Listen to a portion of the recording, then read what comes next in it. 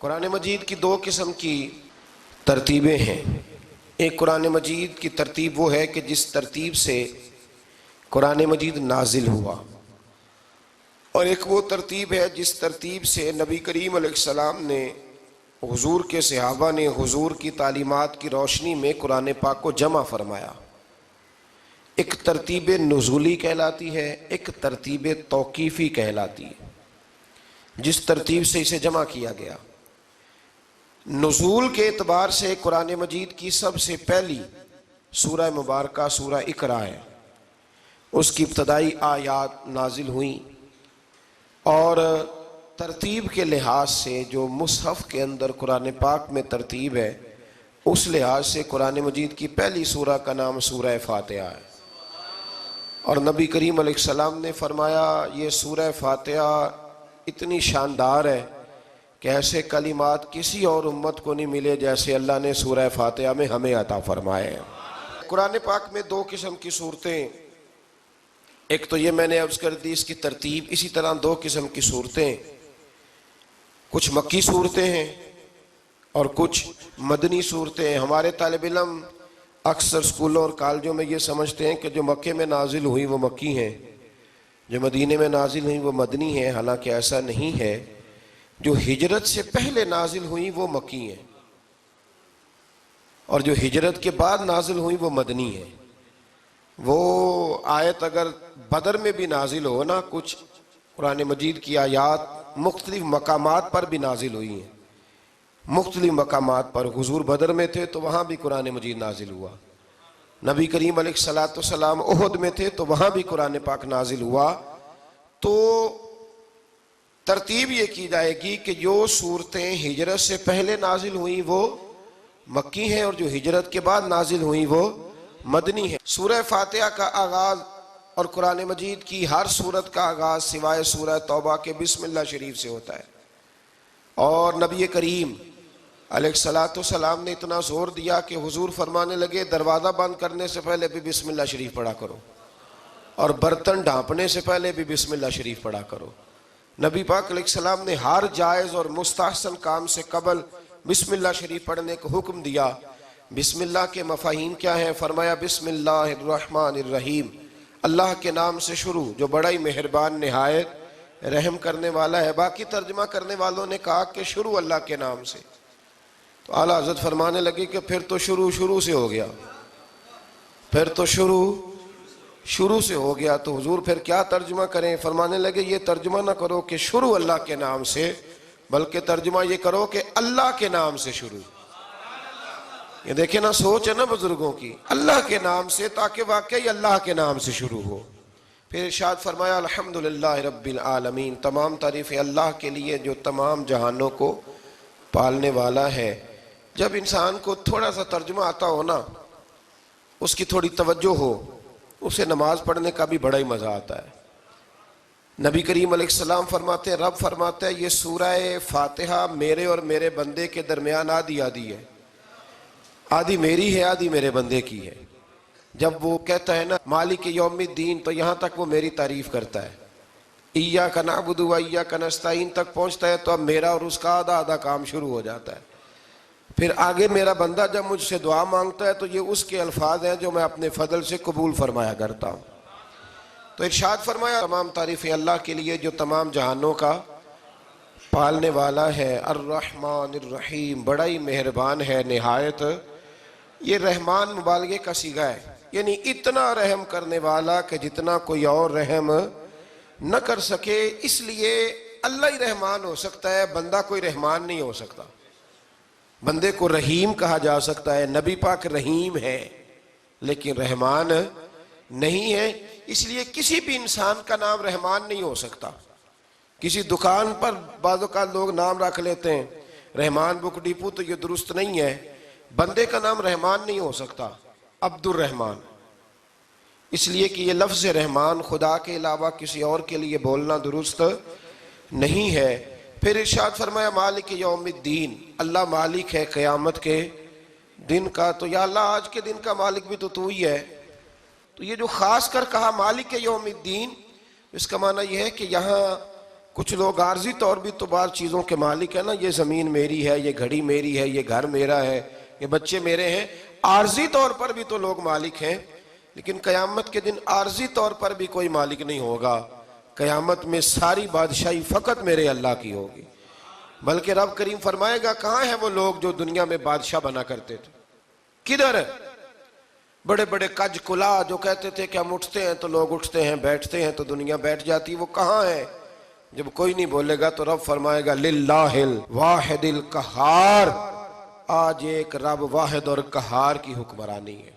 پھر ارشاد فرمایا ایاک نعبد و ایاک نستعین، بے شک ہم تیری ہی عبادت کرتے ہیں اور تجھی سے مدد چاہتے ہیں۔ عبادت بھی اللہ کی ہے اور مدد بھی، یہ جو بندوں کے ذریعے بعض اوقات مدد ہوتی ہے تو یہ مدد بھی اللہ کی ہے، یہ مدد بھی اللہ کی ہے۔ یہ کسی بندے نے مائک بنایا ہے جس کی مدد سے آپ تک آواز جا رہی ہے، تو اس کو عقل کس نے دی تھی بنانے کی؟ تو پھر مدد کس کی ہوئی؟ اللہ کی۔ تو دنیا میں کوئی بھی جو مدد کرتا ہے وہ اللہ کے ولی کریں، نبی کرے، پیغمبر کریں، تو وہ مدد کس کی ہے؟ اللہ کی، اس لیے کہ وہ ذاتی طور پر کچھ بھی نہیں کر سکتے، اگر اللہ انہیں توفیق نہ دے وہ کسی کی مدد نہیں کر سکتے۔ تو ایاک نعبد و ایاک نستعین، ہم تیری ہی عبادت کرتے ہیں، تجھی سے مدد چاہتے ہیں۔ اہدنا الصراط المستقیم، اے اللہ ہمیں سیدھا راستہ دکھا۔ کون سا راستہ سیدھا ہے؟ کون سا راستہ سیدھا ہے؟ تو اللہ نے خود ہی فرمایا ایسے ہی نہ بھٹک جانا، راستہ سیدھا وہ ہے صراط الذین انعمت علیہم، ان لوگوں کا راستہ سیدھا ہے جن پر اللہ نے انعام فرمایا ہے۔ اور وہ کون ہے؟ قرآن مجید نے خود فرمایا انعم اللہ علیہم من النبیین والصدیقین والشہداء والصالحین، وہ نبی ہیں، صدیق ہیں، شہید ہیں اور نیک لوگ ہیں۔ فرمایا اپنی مرضی کے راستے پہ چلو گے تو بھٹک جاؤ گے، رب کی بارگاہ میں سوال کرنا کہ وہ تمہیں نبیوں کے، صدیقوں کے، شہیدوں کے اور نیک لوگوں کے راستے پہ چلائے۔ غیر المغضوب علیہم ولا الضالین، نہ ان لوگوں کے راستے پہ چلا جن پر تیرا غضب ہوا، اور نہ ان کے راستے پہ چلا جن پر تو ناراض ہوا، جنہیں تو نے گمراہ کیا، ان لوگوں کے راستے پہ نہ چلا، بلکہ ان لوگوں کے راستے پہ چلا جن پر تیرا انعام ہوا۔ یہ جو لوگ ہیں نا مغضوب علیہم ولا الضالین، ایک گروہ یہودیوں کا ہے اور ایک عیسائیوں کا ہے۔ کہا جا رہا ہے یا اللہ نہ یہودیوں کے راستے پہ چلا اور نہ عیسائیوں کے راستے پہ چلا، ہمیں تو ابو بکر صدیق کے راستے پہ چلا، ہمیں تو عمر فاروق کے راستے پہ چلا، عثمان غنی، مولا علی اور جناب ابو ہریرہ کے راستے پہ چلا۔ سورہ بقرہ یہ قرآن مجید کی سب سے بڑی سورہ ہے۔ ایک حدیث اس کی فضیلت پہ سن لیں، نبی کریم علیہ السلام نے فرمایا جس گھر میں سورۃ بقرہ پڑھی جائے نا، فرمایا جن کیا وہاں سے تو شیطان بھی بھاگ جاتا ہے۔ سورہ بقرہ گھروں میں پڑھیں، یہ سب سے بڑا تعویذ ہے۔ اگر گھر میں جنات ہوں، کوئی آسیب ہوں، اور یہ وہ والا تعویذ ہے جو مدینے والے رسول نے عطا فرمایا ہے، یہ سب سے بڑی سورہ ہے۔ مفسرین فرماتے ہیں اگر کوئی استدلال کی قوت رکھتا ہو تو ایک 100 چیز کا اللہ نے حکم دیا ہے، بلکہ امام اعظم فرماتے ہیں 100 تھوڑی ہے، میری نظر سے پڑھو تو 1000 چیزوں کا حکم دیا ہے، 1000 سے منع کیا ہے، اور 1000 قسم کی نصیحتیں اللہ کریم نے سورہ بقرہ کے اندر فرمائی ہیں۔ اس سورہ مبارکہ کا جو پہلا رکوع ہے نا، اس میں جو سب سے پہلی آیت ہے وہ ہے الف لام میم، ان کو کہتے ہیں حروف مقطعات۔ پہلا لفظ ہی جب کوئی قرآن مجید کا پڑھتا ہے نا، بہت بڑا عالم فاضل، بہت بڑا محدث، تو اسے یہ کہنا پڑتا ہے کہ میں نہیں جانتا، اللہ جانتا ہے یا اللہ کا رسول جانتا ہے۔ الف لام میم کا معنی ہم نہیں جانتے، اللہ جانے یا اللہ کا رسول جانے، یا جس کو وہ دونوں بتا دیں وہ جانتا ہے، ورنہ یہ اللہ اور اس کے رسول کا راز ہے۔ یہ آگے ارشاد فرمایا ذالک الکتاب لا ریب فیہ، یہ وہ عظیم کتاب ہے جس میں شک کی کوئی گنجائش نہیں ہے۔ ھدی للمتقین، یہ ہدایت ہے پرہیزگاروں کے لیے۔ سوال یہ ہوتا تھا کہ یا اللہ جو متقی پرہیزگار ہیں وہ تو پہلے ہی ہدایت پہ ہیں، تو قرآن بھی اگر انہیں ہدایت دے گا تو پھر جو گناہگار ہیں ان کی ہدایت کہاں ہے؟ تو اس آیہ مقدسہ کا معنی مفسرین نے یہ بیان فرمایا ہے کہ مطلب اس کا یہ ہے کہ قرآن ہدایت دیتا سب کو ہے، لیکن اس سے ہدایت حاصل متقی لوگ کرتے ہیں۔ بارش برستی ہے نا سب جگہوں پہ، لیکن اگر کسی نے فرش کرایا ہو، ٹائلیں لگوائی ہو، تو وہاں پھل پھول اگ سکتے ہیں، سبزہ اگ سکتا ہے، اس کے لیے زمین کا زرخیز ہونا شرط ہے۔ قرآن مجید سب کو ہدایت دیتا ہے، لیکن قرآن مجید سے ہدایت لیتے وہ ہیں جنہیں اللہ نے تقوی والا دل عطا فرمایا ہے، ڈرنے والا دل دیا ہے۔ آگے جو آیات ہیں نا 5، ان میں اللہ تبارک و تعالیٰ نے متقی لوگوں کی فضیلت بیان کی ہے، نشانیاں بیان کی ہیں کہ وہ کون ہوتے ہیں۔ ان میں پہلا ارشاد فرمایا کہ متقی وہ ہوتا ہے جو غیب پہ ایمان لے آتا ہے، اس چکر میں نہیں پڑتا کہ آنکھوں سے دیکھوں گا تو مانوں گا۔ اور دوسرا فرمایا متقی وہ ہوتا ہے جو نماز قائم کرتا ہے اور اللہ کے دیے ہوئے رزق سے اللہ کے راستے میں خرچ کرتا ہے۔ اور تیسرا فرمایا متقی وہ ہوتے ہیں کہ محبوب جو قرآن ہم نے آپ پہ نازل کیا اس پر بھی ایمان لاتے ہیں، اور جو آپ سے پہلے نازل کیا گیا اس پر بھی ایمان لاتے ہیں، یعنی تورات کو، زبور کو، انجیل کو، اس کو بھی وہ مانتے ہیں۔ اور پھر اللہ کریم نے فرمایا اولئک علی ھدی من ربہم واولئک ھم المفلحون، یہ جو لوگ ہیں نا غیب پر ایمان لانے والے، نماز پڑھنے والے، زکوٰۃ دینے والے، پچھلی کتابوں کو بھی ماننے والے، نبیوں کو بھی ماننے والے اور رسول پاک پر ایمان لانے والے، فرمایا یہ وہ لوگ ہیں جو اللہ کی طرف سے ہدایت پر ہیں، اور یہ وہ لوگ ہیں جو دنیا میں بھی کامیاب ہو جائیں گے اور آخرت میں بھی کامیاب ہو جائیں گے۔ پھر آگے نا اللہ تبارک و تعالیٰ نے کفار کا ذکر فرمایا ہے 3 آیات کے اندر۔ مومن کے بعد دوسرا درجہ کس کا ہے؟ ذکر میں کافر کا۔ پہلے بات ہوئی 5 آیات میں مومنوں کی، اب 3 آیات میں ذکر کیا گیا پکے کافروں کا۔ مومن وہ ہوتا ہے زبان سے بھی اللہ اور اس کے رسول کو مانے، ان کی لائی ہوئی چیزوں کو مانے اور دل سے بھی تسلیم کرے، اور کافر وہ ہوتا ہے کہ جو نہ زبان سے مانتا ہے اور نہ ہی دل سے تسلیم کرتا ہے۔ پھر اللہ تبارک و تعالیٰ نے 13 آیات کے اندر، 3 آیتوں میں کافروں کا ذکر کیا اور 13 آیات کے اندر پھر منافقین کا ذکر فرمایا ہے۔ منافق اس کو کہتے ہیں، منافق اس کو کہتے ہیں جو زبان سے تو دعوے اونچے اونچے کرتا ہے ایمان کے، لیکن اس کے دل میں ایمان موجود نہیں ہوتا۔ آپ حیران ہوں گے، یہیں پہ بات کو ذرا غور سے سمجھیں کہ مومنوں کا ذکر 5 آیات میں اور کفار کا 3 آیات میں، پکے کفار کا، اور منافقین کے لیے اللہ نے اگلے ہی رکوع میں 13 آیات بیان فرمائی۔ 13، یہ خطرناک گروہ ہے منافقین کا، یہ خوفناک لوگ ہیں، یہ وہ چھپی ہوئی بیماری ہے کہ جس کو پکڑنا تھوڑا مشکل ہے۔ کچھ بیماریوں کو ڈاکٹر کہتے ہیں نا یہ خاموش قاتل ہے، قتل کر دیتی ہے پر پتہ نہیں لگنے دیتی۔ اسی طرح منافقین کا ٹولہ ہے۔ قرآن مجید کہتا ہے ان منافقین کے بارے میں وَمِنَ النَّاسِ مَن يَقُولُ آمَنَّا بِاللَّهِ وَبِالْيَوْمِ الْآخِرِ وَمَا هُمْ بِمُؤْمِنِينَ، اے محبوب کچھ لوگ کہتے ہیں ہم اللہ اور آخرت پر ایمان لائے، لیکن وہ ایمان لانے والے نہیں ہیں۔ تو جب رب کہتا ہے نہیں ہے، آج کسی کو کہہ دیا جائے نا کہ وہ بندہ جھوٹا کلمہ پڑھتا ہے، اس کی باتیں نہیں بتاتی، تو کہتے ہو آپ ایک کلمہ گو کو برا کہہ رہے ہیں۔ تو یہاں تو اللہ ان کے کلمے کا بھی اعلان فرما رہا ہے اور ان کے نفاق کا بھی اعلان 13 آیات میں۔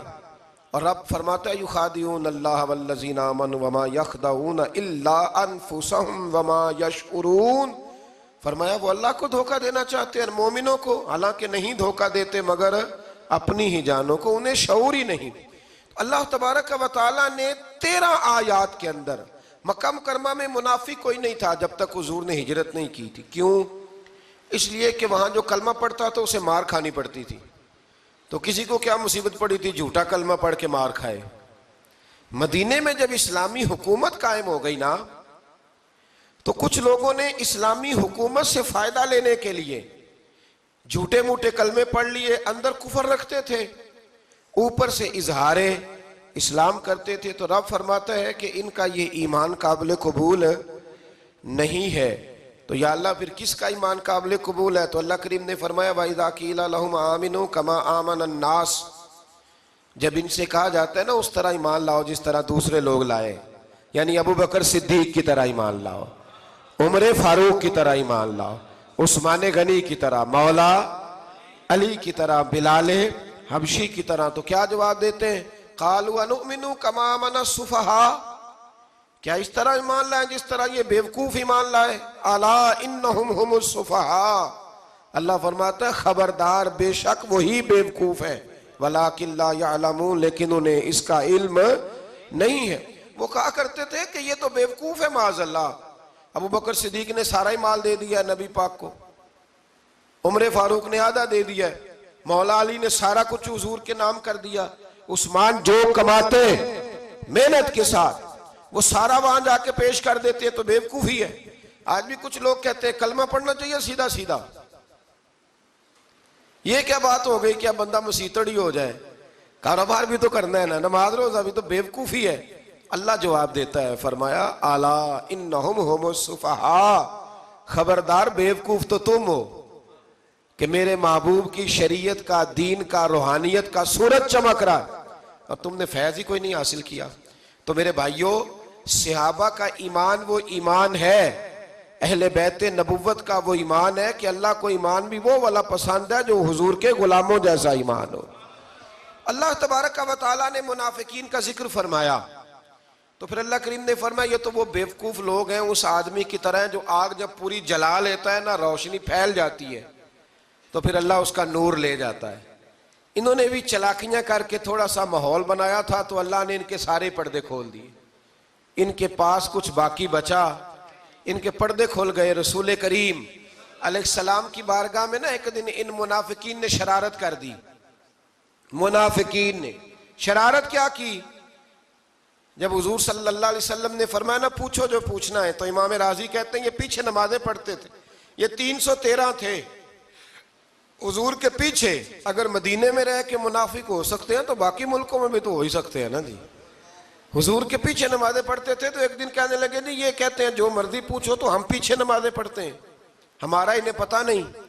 جب یہ اعتراض کیا نا حضور کے علم پر، آپ سمجھ لیں کہ حضور کے علم پر اعتراض کرنا طریقہ کس کا ہے؟ طریقہ کس کا ہے حضور کے علم مبارک پر اعتراض کرنا؟ کہنے لگے پیچھے نمازیں پڑھتے انہیں پتہ ہی نہیں۔ جب یہ کہا تو اللہ کے رسول نے نا، جمعے والا دن تھا، حضور نے فرمایا میرے علم پر اعتراض کرتے ہو؟ 70 بندے نام لے کر اور ولدیتیں لے کر، بلکہ بہت سارے ایسے تھے جنہیں کنفرم ہو گیا کہ ولدیت اصل میں ہے کیا، انہیں طے ہو گیا۔ حضور کے بے ادب کے لیے یہ طے کرنا بھی مشکل ہوتا ہے نا، طے ہو گیا کہ ولدیت ہے کیا۔ 70 بندے نام لے کے حضور نے مسجد نبوی سے نکال دیے، فرمایا یا فلاں بن فلاں قم فخرج فإنک منافق، او فلاں کے بیٹے فلاں کھڑا ہو جا، نکل جا، تو منافق ہے۔ حضور نے 70 بندے نکال دیے۔ اب 70 بندے اکٹھے گلی میں نکلیں تو رش تو پڑ جاتا ہے نا۔ حضرت عمر فاروق لیٹ ہو گئے، جمعے میں آ رہے تھے، ان کو جاتے ہوئے دیکھا تو عمر فاروق فرمانے لگے جمعہ ہو گیا ہے بھئی، 70 بندے نکل آئے باہر، جمعہ ہو گیا ہے۔ تو ایک منافق کہنے لگا تھا کہ نہیں حضور نے نکال دیا، تو عبداللہ بن ابی سلول جو ان کا سربراہ تھا نا، وہ کہنے لگا چپ کر۔ حضرت عمر سے کہنے لگا ہاں جی ہو گیا ہے۔ وہ بھی کہنے لگا تھا نہیں ہوا، ہمیں نکال دیا گیا ہے۔ تو یہ سردار بولا، کہنے لگا ہو گیا ہو گیا۔ حضرت عمر کہنے لگا چلو جمعہ ہو گیا تو جا کے اندر حضور کی زیارت ہی کر لیتا ہوں، لیٹ تو ہو ہی گیا ہوں۔ حضرت عمر اندر چلے گئے تو پیچھے سے وہ منافقین اپنے سردار سے کہنے لگے کہ 2 منٹ میں عمر کو پتہ چل جائے گا کہ تم نے جھوٹ بولا ہے، عمر کو جا کے پتہ چل جائے۔ کہنے لگا بڑے پاگل ہو، میں نے تمہاری جان بچائی ہے، نبی پاک نے تو مسجد سے نکالا ہے نا۔ تو عمر کو پتہ چل جاتا نا ہم منافق ہیں، تو ابو بکر بھی مسجد میں تھے، علی بھی مسجد میں تھے، عثمان بھی مسجد میں تھے، بچانے والا ہی کوئی نہیں تھا۔ عمر نے تلوار لے کے تو دنیا سے نکال دینا تھا، تو میں نے جان بچائی ہے، اب جائیں گے نا اندر تو حضور ٹھنڈا کر دیں گے، فرمائیں گے چلو میں نے نکال جو دیا ہے۔ تو یہ وہ منافقین کی جماعت ہے۔ دوسرے سے تیسرے رکوع میں نا اللہ تعالیٰ نے انسان کو یاد کرایا ہے کہ تو نے عبادت اپنے رب کی کرنی ہے، اور فرمایا رب تمہارا وہ ہے جس نے تمہارے لیے زمین کو فرش بنایا ہے، آسمان کو چھت بنایا ہے، اور آسمان سے پانی برسا کے تو زمین سے پھل اگائے ہیں، رزق لکم، وہ بھی تیرے کھانے کے لیے اگائے ہیں۔ وہ جو آسمان سے بارش برسا کے زمین سے سبز اور پھل اگائے ہیں تو وہ بھی تیرے لیے۔ جب سارا کچھ تیرے لیے بنایا تو بھی تو عبادت کرنا اپنے رب کی، پھر کسی کو اس کا شریک نہ ٹھہرا۔ ایک چیلنج بھی کیا قرآن مجید نے اس رکوع کے اندر، کہا کرتے تھے مکے کے لوگ کہ آپ قرآن مجید کی آیتیں نبی کریم علیہ السلام سے کہا کرتے تھے کہ معاذ اللہ آپ خود بناتے ہیں، بنا بنا کے لاتے ہیں. تو اللہ کریم نے فرمایا وَإِن كُنتُمْ فِي رَيْبٍ مِّمَّا نَزَّلْنَا عَلَىٰ عَبْدِنَا فَأْتُوا بِسُورَةٍ مِّن مِّثْلِهِ. اگر تمہیں شک ہو نا اس میں جو ہم نے بندہ خاص پہ نازل کیا ہے تو تم بھی اس جیسی ایک صورت بنا کے لاؤ. پڑھے لکھے تو تم بھی ہو نا, مکے میں تم بھی رہتے ہو, تو ایک صورت بنا کے لاؤ. قرآن مجید ہم سے چھینا گیا ہے سازش کے تحت, اس لیے کہ جس قوم کو قرآن آ جاتا ہے نا پھر کوئی کافر اس کا مقابلہ نہیں کر سکتا. دیکھیں نا اگر کافروں کے پاس جواب ہوتا قرآن پاک کا تو بدر اور احد میں نا کوئی آیت بنا کے لاتے قرآن کے مقابلے کی, تلواریں لے کے نہ آتے. ان کے پاس جواب ہی نہیں تھا. اور قیامت تک کسی کافر کے پاس قرآن مجید کا کوئی جواب, قرآن کا کوئی جواب, قسم اللہ کی جواب کوئی نہیں قرآن کا, اس کا کوئی جواب نہیں. کیا بات ہے قرآن پاک کی. وہ ایک دفعہ مسلمہ کذاب بے ایمان کہنے لگا میں نے بنا لیا ہے قرآن پاک کا جواب. معاذ اللہ. جواب کیا بنایا؟ وہ صورت ہے نا القاریۃ ملقاریہ وما ادراک ملقاریہ, کھڑکھڑانے والی. کیا ہے کھڑکھڑانے والی؟ تمہیں کیا پتا کیا ہے کھڑکھڑی؟ قیامت کا ذکر ہے. کہنے لگا میں نے اس جیسی صورت بنا لیا. تو کیا بنایا؟ الفیل ملفیل وما ادراک ملفیل. کہنے لگا ہاتھی. تمہیں کیا پتا کیا ہاتھی, تم کیا جانو کیا ہاتھی. تو پاس جو اس کے اپنے بیٹھے تھے نا چیلے, وہ کہنے لگے چپ کر جا, سارے زمانے کو پتا ہے ہاتھی کیا ہوتا ہے. تو پاگل ہے, اس کے 2 کان ہوتے ہیں, ایک سونڈ ہوتی ہے, 4 اس کے پیر ہوتے ہیں. بیوقوف آدمی, قرآن کا مقابلہ کرنا ہے تو کچھ چج کے ساتھ کر, پاگلوں کی طرح مقابلہ کرے گا, جوتے کھائے گا بھی ہمیں بھی پڑھوائے گا. تو قرآن مجید کا کوئی مقابلہ کر سکا؟ تو اس آیہ مبارکہ میں اللہ نے کافروں کو یہ کہا اگر مقابلہ نہیں کر سکتے تو پھر اللہ سے ڈرو ورنہ دوزخ میں ڈالے جاؤ گے. وہ جس کا ایندھن آدمی اور پتھر ہے, اور بنائی بھی کافروں کے لیے گئی ہے. اعدت للکافرین. جہنم کس کے لیے بنائی گئی ہے؟ کافروں اور منافقوں کے لیے. مسلمانوں کے لیے بنائی گئی. مسلمان مرضی سے چھلانگے لگائیں تو ان کی موج ہے, ورنہ ان کے لیے جہنم, ان کے لیے اللہ نے جنت بنائی ہے.